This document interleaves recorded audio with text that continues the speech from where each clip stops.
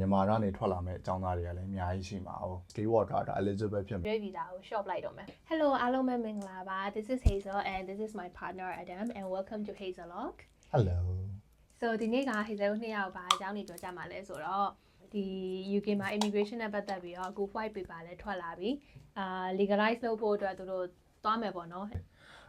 white paper နဲ့ပတ်သက်ပြီးပြောရမယ်ဆိုလို့ရှိရင်တချို့ဘောတရားလောင်းထားရောเนาะ British ကတော့ British ဆန်နဲ့ပဲသူတို့ရေးထားတယ်စကားလုံးလှလှလေးတွေသုံးတယ်ပညာသားပါရေးထားတဲ့ဟာတွေရှိတယ်သူပြောထားရတဲ့မှာဆိုလို့ရှိရင်အဓိကကလက်ရှိ current government ပေါ်မှာ pressure အများကြီးဖြစ်နေတဲ့ net migration ကိုပေါ့နော်9000ထိဒီနှစ်ကုန်မှာ short နိုင်မယ်လို့ဆိုပြီးတော့သူတို့ကပြောတယ်economic structure ပြီးတော့လို့ရှိရင် business sector မှာကိုပဲ focus on stay တွေ contribution တွေ long term national growth တွေဆိုပြီးဒါသူတို့တွေဒီစရလုံးတွေတော့အများကြီးထည့်ပြီးတော့ဒါ white paper ထဲမှာသူတို့ပြောသွားတဲ့ဟာရှိတယ်။ဒီနေ့နှစ်ပတ်လောက်ကပဲ by election လုပ်သွားတယ်လေဟုတ်တယ်မလား။မြို့တွေမှာဒါ mayor တွေရွေးတယ် by election တွေလုပ်တယ်။ reform ကမဲတွေအများကြီး reform ကမထင်မှတ်ဖဲနဲ့ချို့နေရာတွေမှာနိုင်သွားတဲ့ဟာတွေရှိတယ်။ counter action ပြန်လုပ်တဲ့ဟာမျိုးလို့ပဲသတ်မှတ်လို့ရတယ်ပေါ့နော်။ပြန်ပြီးချုပ်ပြီးပြောမယ်ဆိုလို့ရှိရင်တော့ကိုရီလို migrant လောက်လာတဲ့လူတွေတော့နည်းနည်းလေးပို့ပြီးတော့ခက်ခဲသွားတဲ့ကိစ္စတစ်ခုဖြစ်လာမယ်လို့တော့ယုံကြည်ထားတယ်ပေါ့နော်။ချုပ်အားဖြင့်ဆိုလို့ရှိရင်အပိုင်းက၄ပိုင်းရှိရယ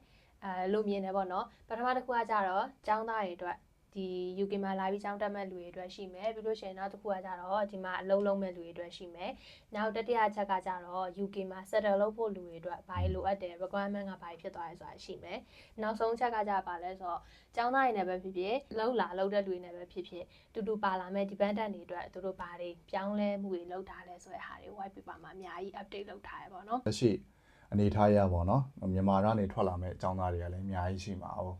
တခြားနိုင်ငံမှာအခြေအနေထားမျိုးကြောင့်ပေါ့နော်အကြောင်းတက်ဖို့လုပ်နေတဲ့လူတွေရှိတယ်ဆိုလို့ရှိရင်သူတို့စာထဲမှာပြောလာတာပေါ့နော်ဒီအကြောင်းသားတွေအနေနဲ့ဒါအကြောင်းပေးသွားလို့ရှိရင်လည်းအလုပ်ကိုဘယ်လိုမျိုးရနိုင်မလဲအဲဒီဟာတွေအကုန်လုံးမှာထည့်သွင်းစဉ်းစားပြီးတော့အဓိကတော့အကြောင်းသားတွေအကြောင်းတက်နေတဲ့အချိန်မှာတက်နိုင်တယ်လို့ပေါ့နော်အကြောင်းလဲပြီးရမယ်ပြီးတော့လို့ရှိရင်ဒီအကြောင်းပြီးတော့လို့ရှိရင်ဒီအလုံးနဲ့ဆက်ပြီးတော့အလုပ်လုပ်နိုင်ဖို့အတွက်ဆိုပြီးရည်ရွယ်တယ်ဆိုပြီးတော့သူတို့စာထဲမှာရေးထားတယ်ပေါ့နော် student sponsor ဆိုတော့ဖြစ်နိုင်တာတော့ဒါ university တွေပဲဖြစ်နိုင်မှာပေါ့သူတွေကိုပို့ကြက်မယ်ဆိုတဲ့အတွက်နောက်ထပ်အကြောင်းတွေထားနေပြီးတော့အချက်လက်တွေပို့ပြီးပြည့်စုံတဲ့ကျောင်းသားတွေကိုပဲရွေးချယ်မယ့်အနေအထားမျိုးဖြစ်လာနိုင်မယ်ပေါ့ဟိုးရင်တော့ graduate visa လုံးဝမပေးဘူးလေလုံးဝမပေးရနေပြီးတော့နောက်ပိုင်း graduate visa ကို2နှစ်ပေးမယ်ဆိုပြီးပြောင်းလိုက်တယ်ကွာနည်းနည်းကြာသွားပြီကိုဟိစဲဆိုလဲ graduate visa 2နှစ်နဲ့နေပြီးသွားပြီပေါ့နော်ဒါပေမဲ့အခုဒီ rules မှာကတို့က graduate visa ကို shop လိုက်တော့မယ်မပေးဘူးရလို့တော့မဟုတ်ဘူးကွာဟိုးရင်တော့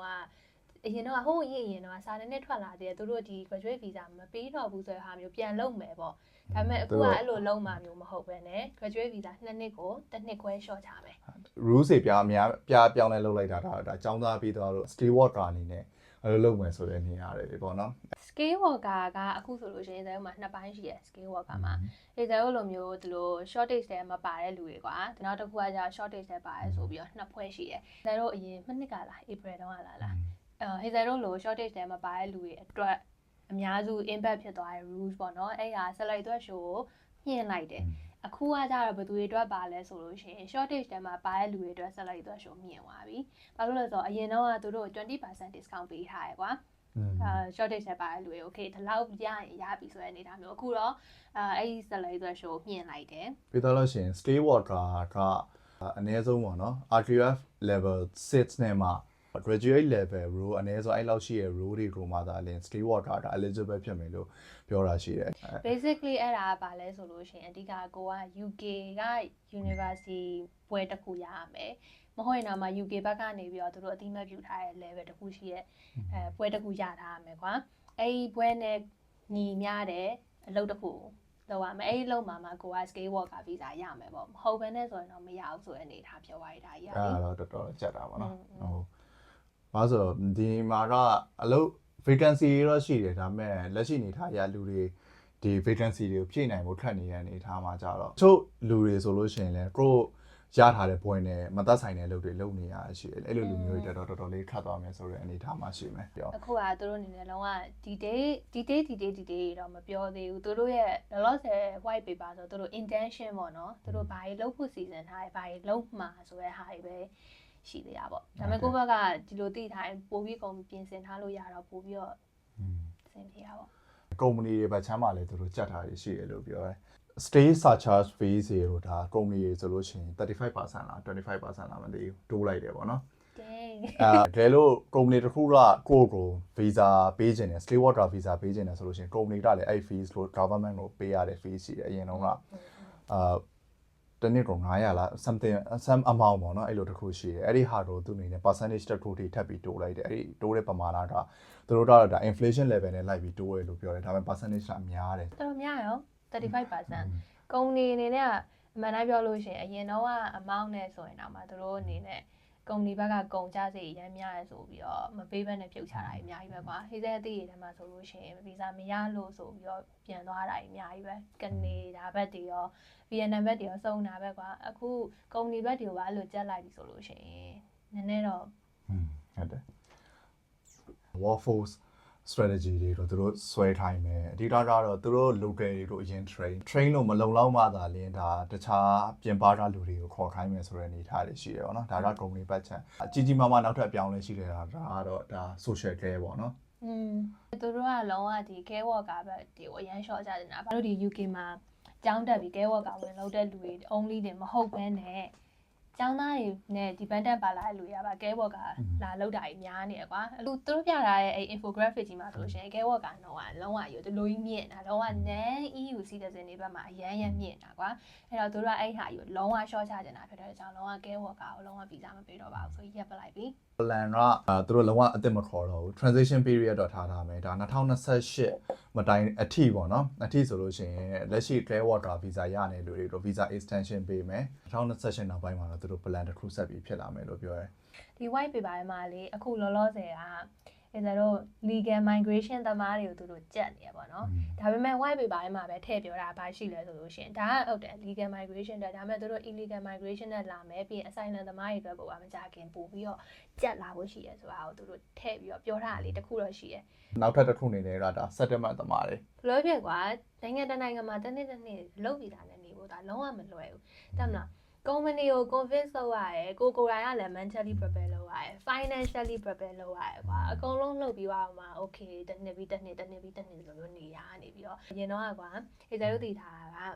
အလုပ်ဗီဇာနဲ့9နှစ်နေလို့ရှင်အာရလာရပြီဆိုတဲ့ဟာမျိုးပေါ့နော်ဒါအရင် rule အဲ့လိုဆိုတော့ကိုရဲ့စိတ်ထဲမှာဘယ်လို prepare ဖြစ်တာလဲဆိုတော့ okay ပတ်စံတွေကုန်တာတော့ဟုတ်တယ်ဟိကျရုပ်ဆိုဘယ်လောက်ကုန်ပါ3တော့မဟုတ်2ယောက် Oh my god အဲ့ပတ်စံတွေသာရှားတာဟို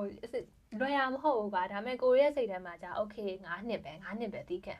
ရပြီပေါ့စိတ်ထဲမှာအဲ့လို prepare ဖြစ်တာဒါပေမဲ့အခုကじゃဘယ်လိုမျိုးကြီးထိခိုက်သွားလဲဆိုတော့9နှစ်မဟုတ်တော့နင်တို့10နှစ်တိုးမှာဆိုတော့ဟိုဒါကအရင်တော့ကလေ rumor တခုလိုမျိုးပဲထွက်လာတာဘယ်ဘက်ကနေလဲဆိုတော့ conservative party ဘက်ကနေပြီးတော့ Kemi Benedor Star ဒါ propose လုပ်ထားတဲ့ plan ဒါ conservative ဘက်က propose လုပ်ထားတဲ့ plan ကွာ labor ဘက်ကဒီလိုမျိုးကြီး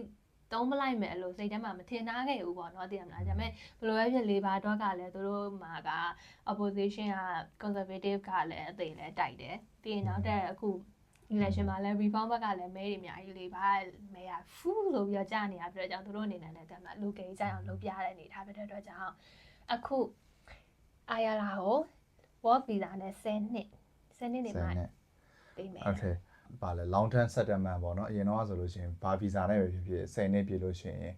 UK မှာ ILR လျှောက်လို့ရတယ်ဆိုတဲ့ဟာကတော့ဒါဘယ်လိုဖြစ်လာမလဲတော့မသိသေးဘူးဒီမှာတော့လုံးဝ mention လုပ်သွားတဲ့ဟာမရှိဘူးပေါ့နော်ဒါ work visa ကနေ10နှစ်ပြည့်ပြီးတော့မှ ILR လျှောက်လို့ရမယ်ဆိုတဲ့အနေထားမှာလဲဒါသူ့အနေနဲ့ train ချက်တွေရှိတယ်ဆိုပြီးတော့ပြောထားတယ် UK ပေါ်မှာပေါ့နော် economical and social contribution တွေလုပ်ထားမယ်ဆိုလို့ရှိရင်တော့ shorter route ရှိမယ်ဆိုပြီးတော့သူကပြောတယ်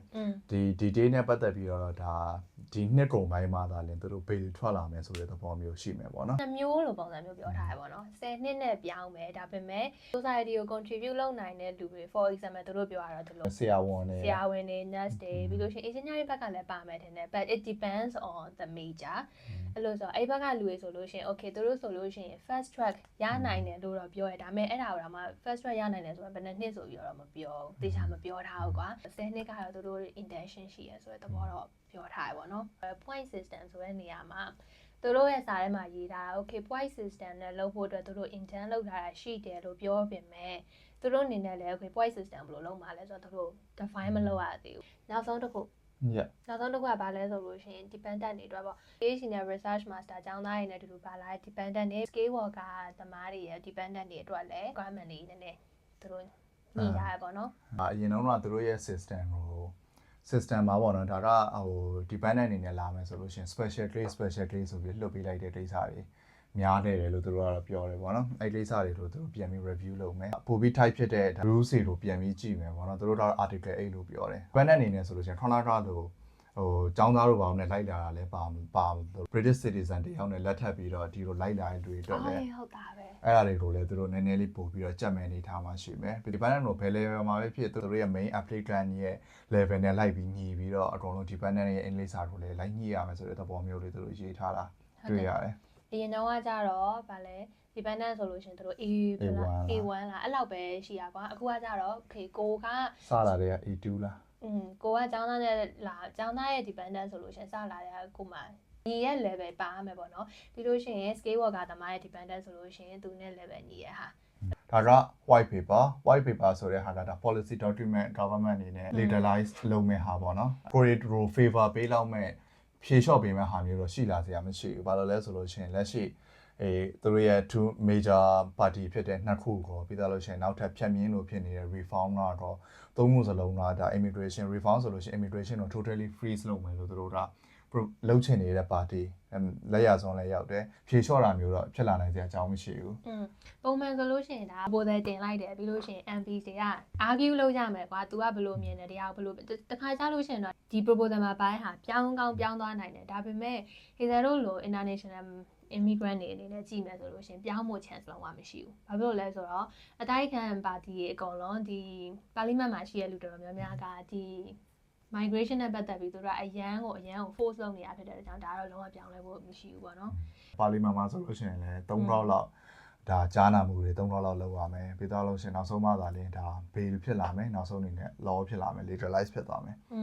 အဲ့အတွက်ဆိုလို့ရှိရင်အချိန်တော့နည်းနည်းကြာအောင်ပဲပေါ့နော်အချိန်ကသူတို့သတ်မှတ်ထားပုံရဆိုလို့ရှိရင်သူတို့ရဲ့ legalization process ရ first reading second reading ပြီးလို့ရှိရင်နောက်ထပ် stage တစ်ခုရှိရပါတော့အဲ့လိုမျိုးတွေတွားပြီးတော့ bill ထုတ်တာတွေအကုန်လုံး legalize လုပ်ဖို့အတွက် stage ရဆိုလို့ရှိရင်2025အကုန်နှစ်ကုန်လောက်တော့ဖြစ်နှစ်ကုန်လောက်တော့ဖြစ်နိုင်တယ်ဒါမှမဟုတ်လို့ရှိရင်2026အစပေါ့နော်ဘာလို့ဆိုသူတို့က April ဆိုအများတန်းပြောင်းလေးရှိတာဆိုတော့အဲ့လိုဆို paper နဲ့ spring paper နဲ့အများတန်းပြောင်းတော့ကိုဘက်ကကြိုးကြီးပြင်ဆင်ထားမှာဒီ law ဒီ2025အကောင်2026နှစ်စာပိုင်းမှာဒါပြောင်းသွားနိုင်တယ်ဆိုတဲ့ဟာတော့ကိုသိချာစိတ်ထဲထည့်ထားရမယ်ပေါ့နော်โอเคအခုပြောလာတာတွေကတော့ဒီနေ့ဘယ်နှစ်ရက်နေလဲ12ရက်မေလ2025မှာ UK ဘက်ကထွက်လာတဲ့ white paper မှာ Hazel တို့ဖတ်ပြီးတော့ကိုယ်ဘယ်လိုမြင်လဲပြီးလို့ရှိရင်ဘာတွေပါလဲဆိုတဲ့အကြောင်းအရာလေးတွေကို Hazel တို့ပြောပြသွားပေးတာပေါ့နော်ဒီပေါ်မှာမူတည်ပြီးတော့အကုန်လုံးလဲပေါ့နော်ကိုယ့်ရဲ့အခြေအနေပေါ်မူတည်ပြီးတော့ကိုဘယ်လိုမျိုးပြောင်းလဲလို့ရလဲငါဘာတွေ adjust လုပ်လို့ရလဲဆိုတဲ့ဟာတွေကိုသိချာလေးစဉ်းစားနိုင်မယ်လို့မျှော်လင့်တယ်။ကြံပေးချင်တာကတော့အကုန်လုံးကိုကကြိုပြီးတော့ plan ချပြီးတော့ prepare လုပ်ထားပါတော့။ stress ကတော့များမယ်ဒါပေမဲ့အရန်ကြီး stressful မဖြစ်ဘဲနဲ့ပြင်သင့်တာပြင် prepare လုပ်တင်တာလို့